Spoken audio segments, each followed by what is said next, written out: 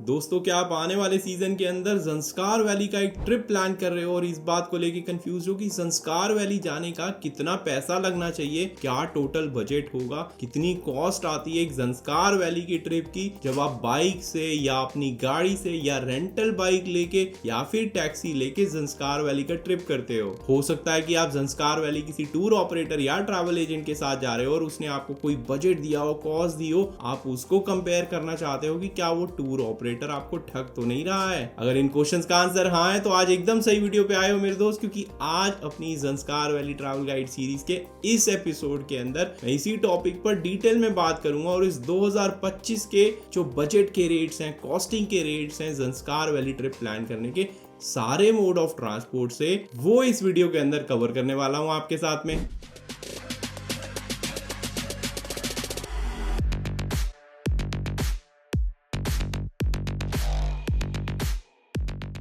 इस ज़ंस्कार वैली का budget analysis start करने से पहले सबसे पहले हम कुछ एजम्पशंस जो हैं उनको क्लियर कर लेते हैं। इसमें सबसे पहली एजम्पशन है कि किसी भी ट्रिप का बजट जब आप प्लान करते हो, चाहे लद्दाख हो गया, स्पीति वैली हो गया, ज़ंस्कार वैली हो गया या कोई भी प्लेस हो गया जहां पे भी आप ट्रैवल कर रहे हो, उसका बजट या कॉस्टिंग जो होती है पर्सन टू पर्सन काफी डिपेंड करती है। जो पर्सन की प्रेफरेंसेस होती है, ट्रैवल स्टाइल होता है, आप कंफर्टेबल ट्रैवलर हो, आप लग्जरी ट्रैवलर हो, आप बैकपैकर की तरह ट्रैवल करते हो, आपकी पर्सनल प्रेफरेंसेस क्या है, क्या आप एडवेंचर ट्रिप करना चाहते हो, चाहे आप रिलैक्सिंग ट्रिप करना चाहते हो, आपके खाने के प्रेफरेंसेस क्या है, आपका मोड ऑफ ट्रांसपोर्ट क्या है, इन बातों पे भी बजट निर्भर करता है। और ये ज़ंस्कार वैली एक ऐसी जगह है जहां पे आपको हर तरह के बजट होटल्स मिल जाएंगे, चाहे आप लग्जरी होटल लेना चाहें, चाहे आप बेसिक होटल लेना चाहें, चाहे आप होम स्टेज में रहना चाहें या आप मॉडरेट बजट रहना चाहें। ऐसे ही खाने की प्रेफरेंसेस भी अलग अलग हो सकती हैं। आपको रोड साइड ढाबा मिलने वाले हैं जहाँ पे आप 70, 80, 100 रुपए में खाना खा सकते हो पेट भर के। ऐसे ही जो रेस्टोरेंट्स हैं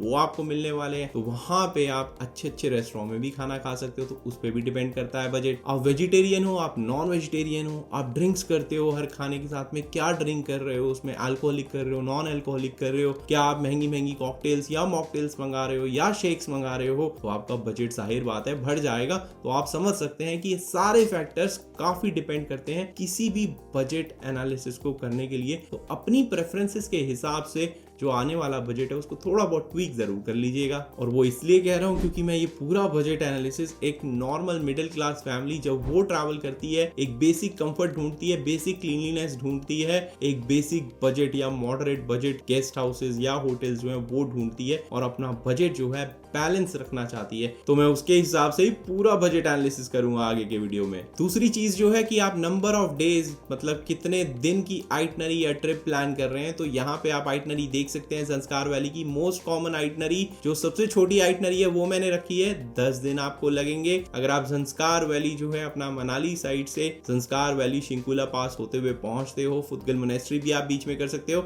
और फिर उसके बाद में आप ले मनाली हाईवे लेते हुए वापस आओगे। इसमें मैंने लद्दाख साइड सीइंग इंक्लूड नहीं करी है। अगर आपकी आइटनरी चेंज होती है तो आप मेरा लद्दाख बजट एनालिसिस का वीडियो देख सकते हैं, इस वीडियो को देख सकते हैं, दोनों को मर्ज करके एक बजट एनालिसिस कर सकते हैं। तीसरी एजम्पशन है कि आप 3 से 5 लोगों के ग्रुप में ट्रैवल कर रहे हो, ताकि जो होटल शेयरिंग के ऑप्शंस है वो या आप ट्रिपल शेयरिंग में रह रहे हो या ट्विन शेयरिंग में एटलीस्ट रह रहे हो, ये एज्यूम करा है। अगर आप सोलो राइड भी कर रहे हो तो मैं एज्यूम कर रहा हूं कि आप किसी पर्सन के साथ में ट्विन शेयरिंग बेसिस पे रह रहे होगे। अगर नहीं रह रहे हो तो आप हॉस्टल्स वगैरह जो है उसमें पर बेड बेसिस पे रह रहे हो। और फाइनली ये पूरा बजट जो है इसको 2 भागों में डिवाइड करा गया है। पहला भाग जो है वो कॉमन एक्सपेंसेस है, जिसमें खाने पीने रहने और मिसलीनियस टोल वोल के चार्जेस जो हैं वो आ जाएंगे। ये फिक्स एक्सपेंसेस रहेंगे, चाहे आपका जो मर्जी मोड ऑफ ट्रांसपोर्ट हो, ये खर्चा हर एक को करना पड़ता है। अब बजट का दूसरा पार्ट आ जाता है मोड ऑफ ट्रांसपोर्ट, तो वो मैंने डिफरेंट सेक्शंस बनाए हुए हैं, तो आपका जो भी मोड ऑफ ट्रांसपोर्ट है आप उसको समझ के सीधा उस सेक्शन पे जंप कर सकते हैं जब आप फिक्स बजट वाला सेक्शन जो है वो पूरा देख लेंगे। अब इस ज़ंस्कार वैली बजट के पहले भाग की तरफ चलते हैं, जो कि है फिक्स्ड एक्सपेंसेस, जो सबको देने होते हैं, खाने पीने रहने और थोड़े बहुत मिसलीनियस जैसे कि टोल वगैरह हो गया। इसमें मैंने शॉपिंग इंक्लूड नहीं करी है, वो आप एक्स्ट्रा शॉपिंग जो भी आप करेंगे, जो भी आपके मन में है उसका बजट आप स्पेयर रख सकते हैं। इसमें मैंने कोई भी एडवेंचर एक्टिविटी इंक्लूड नहीं करी है, जैसे कि पैराग्लाइडिंग हो गई, राफ्टिंग हो गई या बंजी जंपिंग हो गई। आप इनमें से कोई भी एक्टिविटी अगर कर रहे हैं तो उसका बजट आप थोड़ा सेपरेट रख सकते हैं। अब आते हैं खाने पीने रहने के बेसिक बजट के ऊपर, तो इसको हम ये मान सकते हैं दोस्तों आज 2025 के रेट्स के हिसाब से तो 1500 से 1600 रुपए का खर्चा मान लेते हैं जो आपको पर पर्सन पर डे देना पड़ेगा। थोड़ा सा तोड़े इस फिगर को तो भाई 500 से 600 रुपए में मान के चलता हूँ कि आपके खाने के लगने वाले हैं पर डे। तो इनमें से कभी कभी आप जो ढाबा टेंट्स वगैरह है वहां पे खा रहे होगे, जब आप रास्ते में होंगे खास तौर से रिमोट रूट्स के ऊपर, तो ढाबा टेंट्स ही आएंगे, वहां पे आप खा रहे होगे, वहां पर 70, 80, 100 रुपए तक आपको भर पेट खाना मिल जाएगा। या फिर जब आप रिमोट रूट्स पे होगे तो आप पैक करा के चल रहे होगे तो वो भी आपको इतने रुपए के आसपास ही पड़ने वाला है। जब आप होटल में होंगे तो हो सकता है आपने MAP प्लान लिया हो जो कि आपको रात का खाना और सुबह का ब्रेकफास्ट देता है, तो उसके हिसाब से भी अगर आप देखें तो 150 से 200 रुपए की आपको पर मील पड़ेगी। कहीं पे आप कम पैसे खर्च कर रहे हो, कहीं पे हो सकता है मनाली हो गया, ले हो गया, या पदुम में किसी अच्छे रेस्टोरेंट में जाके खा रहे हो, कुछ लैविश खा रहे हो, तो हो सकता है आपको थोड़ा ज्यादा देना पड़े। तो 200 रुपए पर मील का एवरेज लगा लेते हैं। तो ये खाने पीने की कॉस्ट होगी जो 500-600 रुपए के आसपास आनी चाहिए। ऐसे ही जो रहने की कॉस्ट है वो आप मान के चलिए एक average moderate budget guest house या होटल जो है इन सारे के सारे रूट्स के ऊपर वो कहीं पे ज्यादा पड़ेगा, कहीं पे कम पड़ेगा। तो ऑन एन एवरेज 800-900 रुपए के हिसाब से आप मान लीजिए पर पर्सन की कॉस्ट आएगी आपकी। अगर आप ट्विन शेयरिंग पे ले रहे हैं तो वही 1800-1900 रुपए के आसपास का कमरा हो गया, मैक्सिमम 2000 तक का मिल जाएगा। दोनों को कंबाइन कर दें वही 1500 से 1600 रफली एस्टिमेट मान लेते हैं पर डे पर पर्सन का आने वाला है। अपनी आइटनरी में 10 दिन है तो टोटल खर्चा खाने पीने रहने का और ये जो कॉमन सेक्शन फिक्स सेक्शन है उसका 15,000 से 16,000 रुपए के आसपास आपको देना पड़ेगा। और जैसा मैंने assumptions में बताया दोस्तों कि ये खर्चा किसी के लिए ज्यादा हो सकता है, किसी के लिए कम हो सकता है, तो उस हिसाब से एडजस्ट जरूर कर लीजिएगा। अगर आप बिल्कुल बैकपैकर फैशन में चल रहे हैं, आप जो रहना भी है वो भी ढाबा टेंट्स वगैरह में कर रहे हैं, मात्र आप 200-250 रुपए के आसपास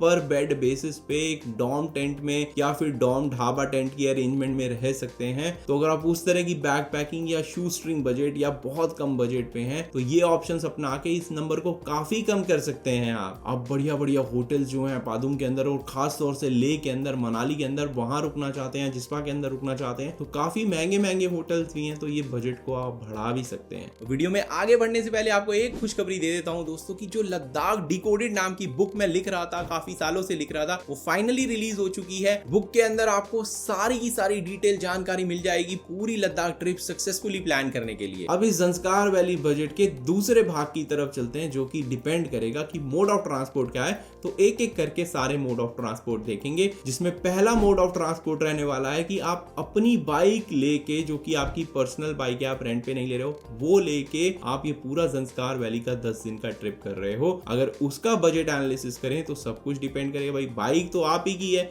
अब इसमें मैंने पहले जो सर्विस आप कराओगे या बाद में आगे कराओगे वो इंक्लूड नहीं कर रहा हूँ, वो एक्स्ट्रा होने वाला है क्योंकि वो आपकी बाइक की जनरल मेंटेनेंस जो है उस पर डिपेंड करता है। तो उस बजट को बाहर रखते हैं। तो इसमें जो पैसा लगने वाला है वो फ्यूल कॉस्ट का लगने वाला है और फ्यूल कॉस्ट डिपेंड करेगी आप कितना किलोमीटर ट्रैवल कर रहे हो। तो जो अपनी सैंपल आइटनरी है अगर इसको हम देखें तो आप 2130-2150 किलोमीटर की ये पूरी की पूरी जर्नी आप करने वाले हो इस आइटनरी के अंदर। उस हिसाब से अगर हम कैलकुलेशन करना स्टार्ट करें, जो पेट्रोल की कीमत है वो 100 रुपए पर लीटर मान लेते हैं ऑन एन एवरेज। अब कई जगह पे हो सकता है कम मिले, कई जगह ज्यादा मिले, बट रफ एस्टिमेशन के लिए 100 रुपए मान लेते हैं क्योंकि राउंड ऑफ हो जाएंगे नंबर जो हैं। अब बात आ जाती है माइलेज की, तो भाई माइलेज आपकी बाइक की 25 किलोमीटर पर लीटर की एज्यूम कर लेते हैं। उस हिसाब से आप देखोगे तो ये 2130-2150 किलोमीटर करने में आपको 85 लीटर 85 लीटर पेट्रोल जो है वो लगने वाला है। तो आपकी जो पेट्रोल की कॉस्ट है वो 8500-8500 के आसपास आ जाएगी पूरी आइटनरी को कवर करने की। अभी जो 25 किलोमीटर पर लीटर की एवरेज है इसे थोड़ा कैलिब्रेट जरूर कर लीजिएगा अपने हिसाब से। जो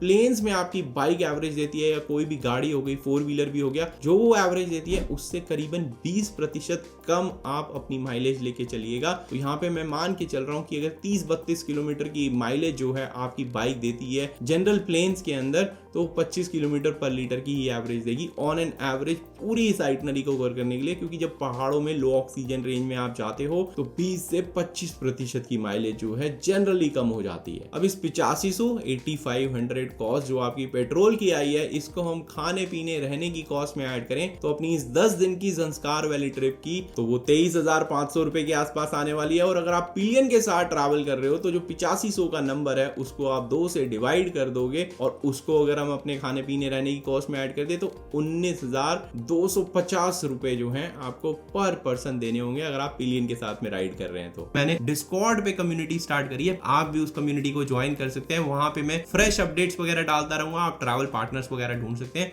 तो मेरी ट्रैवल कम्युनिटी जो है उसको ज्वाइन करिए, लिंक आपको डिस्क्रिप्शन में मिल जाएगा इस वीडियो के या फिर पहले कमेंट में डाला हुआ है। अब दूसरे मोड ऑफ ट्रांसपोर्ट पे चलते हैं कि आप अपनी खुद की गाड़ी जो 4 व्हीलर है उसे लेके पूरी ज़ंस्कार वैली का ट्रिप कर रहे हो, जो 4 लोगों के साथ में आप करोगे, ताकि जो आपकी फ्यूल की कॉस्ट है वो 4 लोगों में डिवाइड हो रही है। तो जैसा हमने बाइक के लिए कैलकुलेशन करा कि आपको सिर्फ और सिर्फ जो कॉस्ट देनी होगी वो पेट्रोल की कॉस्ट या डीजल की कॉस्ट शेयर करनी होगी। एज्यूम कर लेते हैं कि आपकी गाड़ी पेट्रोल की है और उसकी माइलेज 14 किलोमीटर पर लीटर के हिसाब से मैंने ले ली है, 20% कम करके जो आपको प्लेन्स में मिलती है। अब 2130 2150 किलोमीटर का पूरा सर्किट होने वाला है। अगर हम दिल्ली से स्टार्ट कर रहे हैं और दिल्ली पे एंड कर रहे हैं, अगर आप कहीं और से आ रहे हैं इंडिया में तो वो कैलकुलेशन जरूर जोड़ लीजिएगा, वो किलोमीटर जरूर जोड़ लीजिएगा। तो इस 14 किलोमीटर पर लीटर के हिसाब से आपको 152 लीटर पेट्रोल जो है वो लगने वाला है और 100 रुपए पर लीटर की कॉस्ट हमने एज्यूम करी हुई है पेट्रोल की। तो 15,200 रुपए तक का पेट्रोल आपका लगने वाला है। पर इस बार आप 4 लोग हो तो इस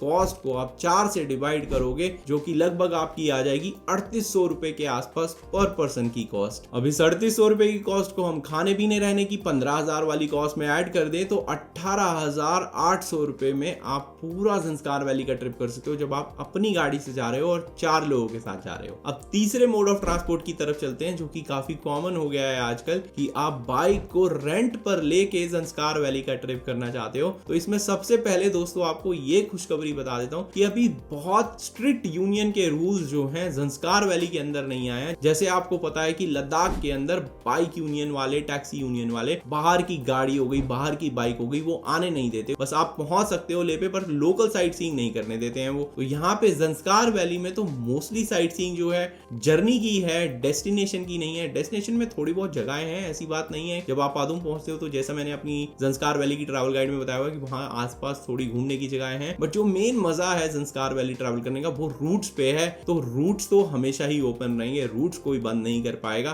तो आप कहीं की भी बाइक, कहीं की भी गाड़ी ज़ंस्कार वैली में ले जा सकते हो। बाहर की रेंटल बात कर रहा हूँ, इनफैक्ट टैक्सी भी ले जा सकते हो आप बाहर की। तो मैं एज्यूम करता हूँ कि आप दिल्ली से बाइक को रेंट पे ले रहे हो तो अगेन आप दिल्ली से भी ले सकते हो, चंडीगढ़ से ले सकते हो, शिमला से ले सकते हो, मनाली से ले सकते हो, या अपने घर होम टाउन जहां से भी आ रहे हैं अगर वहां बाइक रेंटल मिलते हैं तो वहां से भी लेके बाइक रेंट पे यहां तक आ सकते हो और पूरा ज़ंस्कार वैली का ट्रिप करके ले की साइड से मनाली ले हाईवे होते हुए आ सकते हो। कोई रोक टोक नहीं है, जैसा लद्दाख के अंदर साइट सीइंग में रोक टोक होती है। तो इसमें हम एज्यूम करते हैं कि आप दिल्ली से बाइक रेंट पे लिए, तो अब 10 दिन के लिए आप बाइक रेंट पे लोगे, दिल्ली से लोगे, दिल्ली में वापस छोड़ोगे, पूरी आइटनरी हमारी वहीं से प्लान्ड है। और 10 दिन की कॉस्ट कितनी आएगी ये डिपेंड करेगा आप कौन सी बाइक ले रहे हो, किस कंडीशन की बाइक ले रहे हो, कितनी पुरानी ले रहे हो, कितनी नई ले रहे हो। बट जनरली जो रॉयल एनफील्ड 350 से 500 सीसी तक की बाइक हैं, जनरली जो लोग यूज करते हैं, वो आपको 1200 से 1500 रुपए पर डे के हिसाब से मिल जाएगी। तो 10 दिन का जो खर्चा है अपना बाइक रेंटल का वो 12,000 से 15,000 का आएगा अगर आप सोलो राइड कर रहे हो। अगर आप पिलियन के साथ में राइड कर रहे हो तो यही 6,000 से 7,500 रुपए खर्चा जो है आपको बेयर करना पड़ेगा, जो आपकी बाइक रेंटल की कॉस्ट है उसका। अब इस रेंटल की कॉस्ट के साथ साथ आपको फ्यूल भी भराना पड़ेगा, तो उसकी कॉस्ट भी आपको ऐड करनी पड़ेगी, जो कि हम अपने पहले ऑप्शन, पहला मोड ऑफ ट्रांसपोर्ट ऑप्शन जो था उसमें निकाल चुके हैं, जो थी आपकी 8,500 की। तो उस कॉस्ट को इस कॉस्ट में ऐड कर दे तो टोटल ट्रांसपोर्ट की कॉस्ट जो इस ऑप्शन की आपकी हो जाएगी वो 20,500 रुपए से लेके 23,500 की हो जाएगी जब आप सोलो राइड कर रहे हैं। अगेन अगर पिलियन के साथ में राइड कर रहे हैं तो इस कॉस्ट को आप आधा कर सकते हैं, क्योंकि आप 2 लोगों में इस कॉस्ट को डिवाइड कर देंगे तो वो 10,250 और 11,250 की कॉस्ट जो है आप दोनों को देनी पड़ेगी अपनी अपनी। फाइनली अब इस ट्रांसपोर्ट की कॉस्ट को हम अपने खाने पीने रहने की जो फिक्स्ड कॉस्ट थी सभी के लिए उसमें ऐड करते हैं, जो कि 15,000 की थी। तो आपका टोटल खर्चा जो है इस मोड ऑफ ट्रांसपोर्ट के ऑप्शन में वो आएगा 35,500 रुपए से लेके 38,500 रुपए तक। अगर आप पिलियन के साथ में राइड कर रहे हैं तो आप इस खर्चे के अंदर 10,250 से लेके 11,250 रुपए कम कर सकते हैं। हाँ, इसमें ये बात जरूर है कि अगर आप ही जिम्मेदार हो अपने पिलियन के लिए खर्चा देने का, या फिर जो आपके ट्रैवल पार्टनर्स हैं, आप फैमिली के साथ ट्रैवल कर रहे हो, आप फैमिली के हेड हो, आप ही को खर्चा उठाना है, तो ये सारा बजट जो है आप ही का आने वाला है, पर पर्सन के हिसाब से आप ये कॉस्ट ब्रेकडाउन देख सकते हैं। ऐसे ही अगर चौथे मोड ऑफ ट्रांसपोर्ट पे आप सेल्फ ड्राइव गाड़ी जो है बाहर से रेंट कर रहे हो तो आप खुद कैलकुलेशन कर सकते हो, उसमें जो कॉस्टिंग है फ्यूल की वो ऐड कर सकते हो और फिर खाने पीने की कॉस्ट को ऐड करके सेल्फ ड्राइव जो गाड़ी आप लेके या 4 व्हीलर आप लेके पूरा ज़ंस्कार वैली का ट्रिप करना चाहते हो उसकी कॉस्टिंग निकाल सकते हो। सिमिलर सी ही है जो हमने बाइक की निकाली, इसलिए मैं रिपीट नहीं करूंगा ताकि वीडियो जो है लंबा ना हो। पांचवें मोड ऑफ ट्रांसपोर्ट पे चले, वो आ जाता है आपकी प्राइवेट टैक्सी लेके आप ज़ंस्कार वैली का ट्रिप करना चाहते हो। अब ये प्राइवेट टैक्सी वाला ऑप्शन काफी कॉमन रहता है क्योंकि बहुत सारे लोग जो है फ्लाई करके अपना चंडीगढ़ या दिल्ली आते हैं इंडिया के डिफरेंट रीजन से, फिर वहां से अपनी जर्नी स्टार्ट करते हैं। तो वो लोग पूरी ड्राइव करके नहीं आ सकते या रेंटल नहीं ले सकते, या तो बाइक रेंटल लेते हैं, वो हमने कवर कर लिया है, या फिर वो रेंटल टैक्सी लेते हैं। अब जैसा मैंने बताया कि आप रेंटल टैक्सी दिल्ली से भी ले सकते हो, पूरा ज़ंस्कार वैली का ट्रिप करके वापस आ सकते हो, या प्रेफरेबल यही रहेगा कि आप पहाड़ों के ड्राइवर्स के साथ में ट्रैवल करें। तो हम एज्यूम कर लेते हैं कि आप मनाली पहुंच जाओगे जो कि वॉल्वो है उसको यूज करके, और वॉल्वो का खर्चा जो है आपका दिल्ली से मनाली तक का वो 1550 रुपए के आसपास आता है। तो पहला दिन जो है हम अपना दिल्ली से मनाली की तरफ आएंगे वो 1550 ऐड कर लेते हैं, जो आखिरी दिन है वो आप मनाली से दिल्ली की तरफ जाएंगे तो वो 1550 रुपए की फिगर हो जाएगी। तो ये आपका जो 3100 रुपए का खर्चा है ये तो फिक्स हो गया कि पर पर्सन 3100 रुपए आपको देना पड़ेगा। अब एज्यूम करते हैं कि आप मनाली से रेंट पे टैक्सी लेते हो, ज़ंस्कार वैली घूमते हो, ज़ंस्कार वैली घूम के ले जाते हो, ले से करके वापस आप मनाली आ जाते हो। तो उसकी अगर कैलकुलेशन हम करना चाहें तो उसमें पहले आप मनाली से पादुम तक पहुंचोगे तो मनाली से पादुम का जो ड्रॉप है वो करीबन 20,000 रुपए आपको टैक्सी का देना पड़ेगा।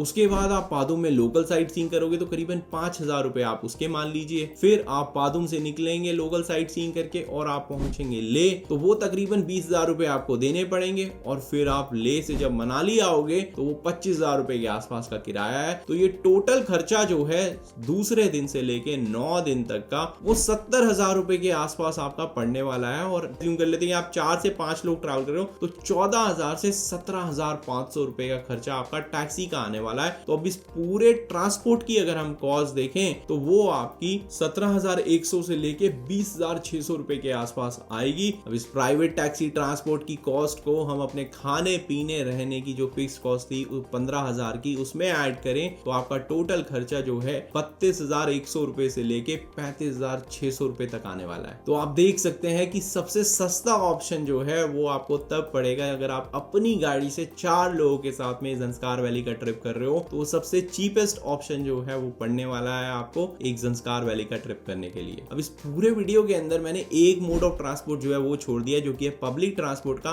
उसके लिए मेरे को लगता है कि एक डेडिकेटेड वीडियो बनाना बहुत जरूरी है। Itinerary wise day by day आप कौन सा पब्लिक ट्रांसपोर्ट यूज करने वाले हो, कौन सी बस चलती है, कब चलती है, चलती भी है नहीं चलती है, वो सारे ऑप्शंस को कवर करने में बहुत टाइम लग जाता है इस वीडियो के अंदर। इस वीडियो को खत्म करने से पहले मैं कुछ बजट टिप्स जो है कि जिसको यूज करके आप इस ज़ंस्कार वैली के बजट को कम कर सकते हो वो आपके साथ में शेयर जरूर करना चाहता हूं। और ये जो सेक्शन है ये मेरा पुराने वीडियोस का कॉपी पेस्ट है ताकि मेरे को दोबारा ये वीडियो रिकॉर्ड ना करना पड़े। ये टिप्स ऑलरेडी शेयर कर चुका हूं बट इस वीडियो में कंप्लीटनेस लाने के लिए उस सेक्शन को यहाँ पे ऐड कर रहा हूं। तो पहली कॉमन टिप जो है वो ये आ जाती है कि अगर आप शोल्डर सीजन जो है इन सभी लोकेशंस का उसमें ट्रैवल करते हो तो आपको कम खर्चा उठाना पड़ेगा, खास तौर से खाने पीने और रहने का। तो जो हमने 1500 के आसपास का फिगर निकाला हुआ है वो करीबन 30 से 35% के आसपास जो है कम मान लीजिए। अब ये शोल्डर मंथ या शोल्डर सीजन होते क्या है, तो भाई जो एक सीजन टाइम है जब पीक समर चल रहा होता है और सीजन टाइम जो है लद्दाख का, स्पीति वैली का, ज़ंस्कार वैली का फुल स्विंग में चल रहा होता है। बहुत सारे टूरिस्ट जा रहे होते हैं क्योंकि रोड जो है सारे खुल चुके होते हैं, ठंड जो है काफी कम हो चुकी होती है, प्लेजेंट वेदर हो चुका होता है। तो वो सीजन टाइम कहलाता है। तो आपको डिस्काउंट वगैरह मिलना जो है काफी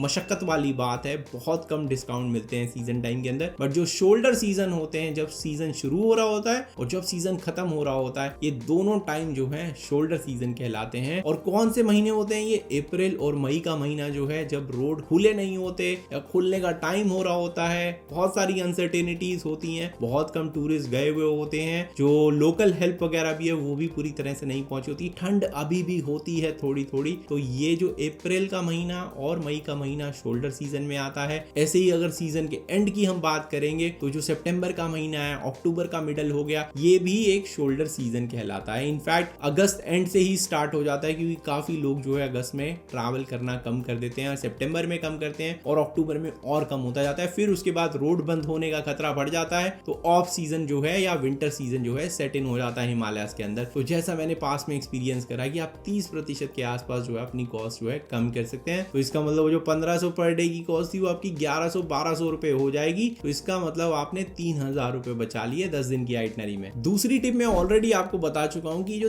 3 से 5 लोगों का ग्रुप साइज है इसमें आपको ट्रैवल करना चाहिए। क्यों? क्योंकि 3 लोग एक ट्रिपल शेयरिंग रूम में रह सकते हैं, तो आपको सिर्फ एक्स्ट्रा बेड की कॉस्ट देनी पड़ती है। और ये जो कंपोनेंट था हमारा वो 1500 रुपए पर डे खाने पीने रहने की कॉस्ट में हमने 800, 900, 1000 रुपए के आसपास का रहने का कंपोनेंट रखा था कि आप रूम रेंट कितना दे रहे हो वो कम हो जाता है। आप मान के चलिए 30% के आसपास कम हो जाएगा, तो वही 3-3,500 रुपए आप और बचा लेंगे। अगर आप 3 लोगों के ग्रुप में है तो ऐसे ही आप 5 लोगों के ग्रुप में है तो एक ट्रिपल शेयरिंग रूम हो जाएगा, एक डबल शेयरिंग हो जाएगा, इसमें भी पैसा आपका बचेगा ही बचेगा। और 5 लोगों में जो फ्यूल कॉस्ट है या टैक्सी कॉस्ट है वो काफी ज्यादा डिवाइड हो जाएगी, तो आपका खर्चा ट्रांसपोर्ट का भी कम हो जाता है। जैसे ही आप 6 लोगों पे आएंगे तो जो ट्रांसपोर्ट की प्रॉब्लम है वो आपकी बढ़ सकती है, खास तौर से अगर आप गाड़ी से ट्रैवल कर रहे हैं या प्राइवेट टैक्सी लेने वाले हैं, क्योंकि 6 लोग थोड़ा सा अनकंफर्टेबल हो जाते हैं। एक तो गाड़ी के अंदर लंबे लंबे रूट होते हैं, उस पर कंफर्ट नहीं आ पाता है, और उससे ज्यादा लोग होंगे तो आपको टेम्पो ट्रैवलर ही लेना पड़ेगा। तीसरी टिप है कि आप ऑन स्पॉट बुकिंग का अगर थोड़ा रिस्क उठा सकते हैं, खास तौर से अगर जून के महीने में आप ट्रैवल नहीं कर रहे हैं तो रिस्क जो है काफी कम हो जाता है, क्योंकि जून का महीना जब छुट्टियां चल रही होती है नॉर्दर्न इंडिया के अंदर तभी सबसे ज्यादा भीड़ होती है, तभी सबसे ज्यादा बुकिंग होती है। उसके अलावा जितना मैंने देखा है कि आप ऑन स्पॉट बुकिंग अगर करना चाहते हैं तो आपको कोई ना कोई डिसेंट ऑप्शन जरूर मिल जाएगा। अगर आप बड़े ग्रुप के साथ ट्रैवल कर रहे हैं तो ऑफ कोर्स आपको स्प्लिट करना पड़ सकता है ग्रुप को, अगर आपने प्री बुकिंग नहीं करी है। अगर आप छोटे ग्रुप में ट्रैवल कर रहे हैं, आप ओके हैं थोड़ा बहुत सर्च करने के लिए, प्रोवाइडेड कि आप शाम को जल्दी पहुंच जाए, ताकि होटल वाले को ये ना लगे कि भाई ये तो अब कहीं नहीं जा सकता, इसे तो यहीं पे लेना पड़ेगा। अगर आप शाम को 5 बजे से पहले पहुंच रहे हैं किसी भी डेस्टिनेशन पे तो होटल वालों के पास में कम बार्गेनिंग पावर रहती है, क्योंकि उस समय पे आप आगे ट्रैवल कर सकते हो, किसी और लोकेशन पे जाके देख सकते हो। इसलिए जो मेरा प्रिंसिपल है कि सुबह जल्दी निकलें, शाम को जल्दी सोएं, वो फॉलो करना बहुत जरूरी है पहाड़ों में। ऐसे ही कई बार ऑन स्पॉट आप टैक्सी वगैरह की बुकिंग करेंगे तो आपको अच्छी डील मिल जाती है, क्योंकि थोड़ी बार्गेनिंग कर सकते हैं। सेम अगर आप बाइक रेंटल ले रहे हैं तो थोड़ा बहुत बातचीत करके आप बाइक रेंटल के रेट्स जो हैं थोड़े बहुत तोड़ सकते हैं। इसमें चौथी टिप आ जाती है कि जो खाने पीने की जगह हो गई, रेस्टोरेंट्स वगैरह हो गए, कहाँ आप खाना खाएंगे, कहाँ पे आप रहेंगे, होटल्स हो गए, गेस्ट हाउस हो गए, थोड़ा सा स्मार्टली चूज करिए, बैलेंस बना के चूज करिए। ऐसा नहीं है कि आपने सारे के सारे टॉप नॉच लग्जरी वाले होटल्स बुक कर लिए, आप हमेशा जो है किसी पॉश रेस्टोरेंट में खाना खा रहे हो। आप बैलेंस बना सकते हो, आप किसी लोकल के घर पे भी खाना खा सकते हो, आप होम स्टे में रुक सकते हो। ऑथेंटिक होम स्टेज की बात कर रहा हूँ, जो कि कमर्शियलाइज हो गए, उन होम स्टेज की बात नहीं कर रहा हूँ, वो एक तरह से होटल वाले रेट ही लेते हैं। अगर आप किसी ऑथेंटिक होम स्टे में रुकेंगे वो आपको ऑन स्पॉट ही मिलने वाला है। अगर आपको ऑनलाइन बुकिंग मिल रही है किसी होम स्टे की तो थोड़ा सा जो है अपस्केल हो चुका है। और मैं ये नहीं कह रहा हूँ कि आप हमेशा यही चूज करिए, अगर आप बिल्कुल बजट पे है तो ऑफकोर्स आपको यही सब चूज करना पड़ेगा, बट बैलेंस बनाना बहुत जरूरी है ताकि आपका बजट जो है थोड़ा कम हो पाए या बैलेंस में रहे। ऐसे ही खाने के लिए भी भाई आप लोकल के पास में खाएंगे, किसी ढाबे पे खाएंगे या किसी ऑथेंटिक जगह पे जाके लोकल से पूछ के कौन सा ऑथेंटिक रेस्टोरेंट वहां पे जाके खाएंगे तो आपका खर्चा भी कम आएगा और आप लोकल डिशेस वगैरह जो है वो भी ट्राई कर सकते हैं। 5वीं टिप उन ग्रुप्स में काम आती है जब दोस्त लोग नहीं चल रहे होते। जनरली जो है आप थोड़े अननोन लोगों के साथ में ट्रैवल कर रहे होते हो, आपने ट्रैवल ग्रुप बनाया हुआ है, ट्रैवल पार्टनर्स ढूंढे हुए हैं, आप उनके साथ में ट्रैवल कर रहे हो, तो जो आप खाने का खर्चा है वो अपना इंडिविजुअल मील्स का दे सकते हो। जनरली बाहर दोस्तों में भी काफी कॉमन ट्रेंड रहता है, बट इंडिया के अंदर थोड़ा हमारा भाईचारा बड़ा रहता है तो हम इक्वल पे करना चाहते हैं इन जनरल। अगर आप बजट में बिल्कुल शॉर्ट पे हैं तो आप इस टिप को अपना के थोड़ा बहुत पैसा जो है जो आप खा रहे हैं उसी पे लगा सकते हैं। तो दोस्तों ये सारी डिटेल जानकारी जो थी एक ज़ंस्कार वैली के बजट से रिलेटेड वो मैं इस वीडियो के अंदर कवर करना चाहता था आपके साथ में। मैं आशा करता हूँ ये वीडियो जो है आपको पसंद आया हो, आपके काम आया हो, आप बजट निकाल पाए, या आपको लगता है किसी और के काम आएगा तो आप उसके साथ शेयर कर सकते हैं। अगर आपके काम आया है तो लाइक जरूर करें इस वीडियो को, मेरे चैनल को सब्सक्राइब करें। अगर आपको कोई क्वेश्चन है तो नीचे कमेंट सेक्शन है, मेरी डिस्कॉर्ड कम्युनिटी है, आप उसको ज्वाइन करिए, वहां पे अपना क्वेश्चन छोड़िए और मैं आपकी हेल्प जो है जल्द से जल्द करने की कोशिश करूंगा। तब तक के लिए दोस्तों जुले और हिमालय जो है उनको क्लीन रखने में अपना पार्ट जरूर प्ले करें।